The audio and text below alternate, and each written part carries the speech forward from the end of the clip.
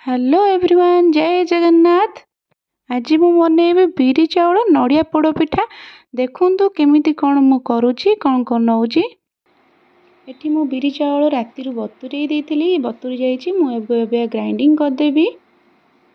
देखु एठी मु नड़िया कोरी नहीं जाइछि। एबे ग्राइंडर रे पकई दोछि बिरी चाउल को। मु एथेरे नड़िया ऐड करदेली। नड़िया बाटुछि सॉफ्ट हवा पई की। जेहेतु मु बिरी चाउल नड़िया पोड़ पिठा करी से नड़िया बाटी ये बटा हो गला। देखु मुझे चिकन करी मु लुण पकईकिना अबिका घंटे 2 घंटा कि गोले रखीदेवी टिके फुलिया कि।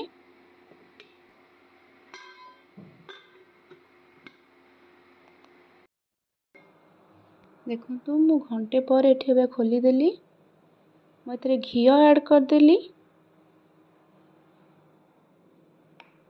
ये घी मोर पकया सरला। एथरे मु एबे ऐड करी नड़िया। एथरे मु नड़िया ऐड करदेली। एबे गुड़ ऐड करी। गुड़ ऐड करदेली।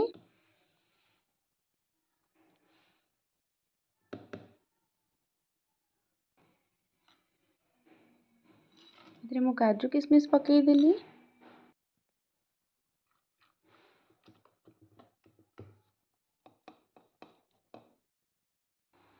मुझे भलसे गोल सारापर गुजराती गुंड पकईदेली। गुजराती गुंड पकई गोलैदेवी भल करी।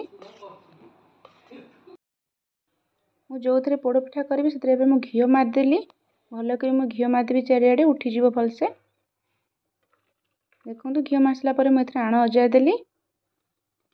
मुझे ओभान नहीं बसईदेवी। मुझे नड़िया ऐड करदेली। एबे काजू किशमिश ऐड करदेवी। एबे ओभान ने भी बसैया। देखो ये मुझे बसईदेली। मुझे 45 मिनट एमती बसई रखी जेपर्यंत भलसे पिठाटा सीझी न जाइए।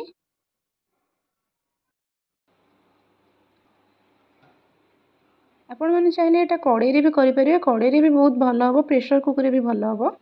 देखु केते बढ़िया कलर हो जाइए। बहुत भल सॉफ्ट भी होती जेहेतु नड़िया बटा है। देखु केते भल स्पंजी भी होती। बहुत भल होती। देखु मुझे काटिकी देखा आपण मानक। आशा करुँची रेसिपीटा भल लगी। भल लगी लाइक करेंगे, कमेंट करेंगे, सब्सक्राइब करदे। रोज जय जगन्नाथ।